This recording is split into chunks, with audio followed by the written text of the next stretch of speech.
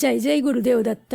मित्रांनो, काही दिवसातच आपल्या सगळ्यांचा अत्यंत महत्त्वाचा सण तो म्हणजे गुढीपाडवा. या दिवशी महाराष्ट्रातील जवळजवळ प्रत्येक घराच्या दारात एक सुंदर गुढी उभारलेली दिसते. पण कधी तुम्ही स्वतःला एक प्रश्न विचारला आहे का? आपण गुढीपाडवा का साजरा करतो आणि गुढी उभारायची ही परंपरा नेमकी कशी सुरू झाली? खरं सांगायचं तर या एका सणामागे अनेक कथा, इतिहास आणि काही अतिशय सुंदर परंपरा दडलेल्या आहेत. आजच्या या व्हिडिओमध्ये आपण अगदी सोप्या भाषेत जाणून घेणार आहोत गुढीपाडवा का साजरा करतात, गुढी का उभारतात आणि या परंपरेमागचं नेमकं काय कारण आहे. तर हा व्हिडिओ शेवटपर्यंत नक्की पहा. सर्वप्रथम समजून घेऊया गुढीपाडवा म्हणजे नेमकं काय. हिंदू पंचांगानुसार चैत्र महिन्याचा पहिला दिवस म्हणजे गुढीपाडवा. हा दिवस म्हणजे हिंदू नववर्षाची सुरुवात मानली जाते. जसं इंग्रजी कॅलेंडरमध्ये 1 जानेवारीला नवीन वर्ष सुरू होतं, तसंच हिंदू संस्कृतीमध्ये गुढीपाडवा हा नव्या वर्षाचा पहिला दिवस आहे. हा दिवस विशेष मानण्याचं अजून एक कारण म्हणजे या काळात वसंत ऋतूची सुरुवात होते. निसर्गामध्येही नवीन बदल दिसू लागतात. झाडांना नवीन पालवी फुटते, फुलं उमलायला लागतात आणि वातावरणात एक वेगळीच ताजगी जाणवते. म्हणजेच हा दिवस फक्त नवीन वर्षाचा नाही, तर नव्या सुरुवातीचं प्रतीक आहे. आता प्रश्न येतो, गुढीपाडव्याला गुढी का उभारतात?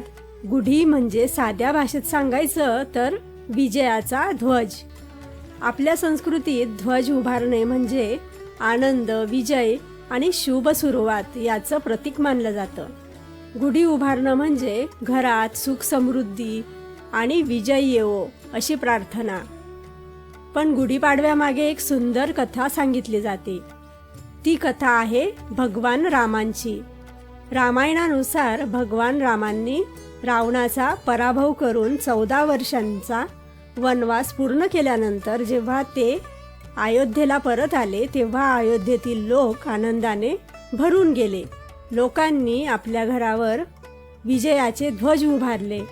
असं मानलं जातं की याच घटनेपासून गुढी उभारण्याची परंपरा सुरू झाली. म्हणूनच गुढीला विजयाचं प्रतीक मानलं जातं. गुढीपाडव्याबद्दल आणखी एक कथा सांगितली जाते.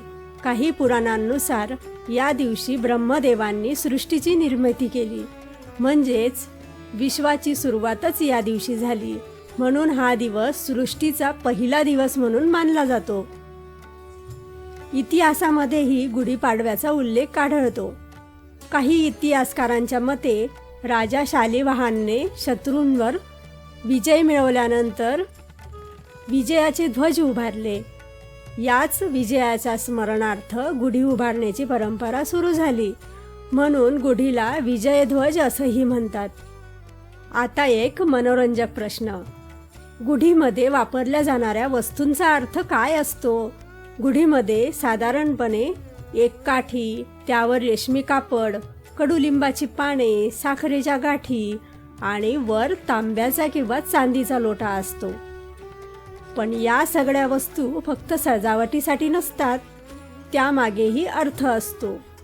काठी म्हणजे धैर्य आणि विजयाचं प्रतीक, रेशमी कापड म्हणजे समृद्धी, कडुलिंब म्हणजे आरोग्य आणि शुद्धता, साखरेच्या गाठी म्हणजे जीवनात गोडवा राहावा आणि वर ठेवलेला तांब्याचा लोटा पवित्रतेचं प्रतीक मानलं जातं.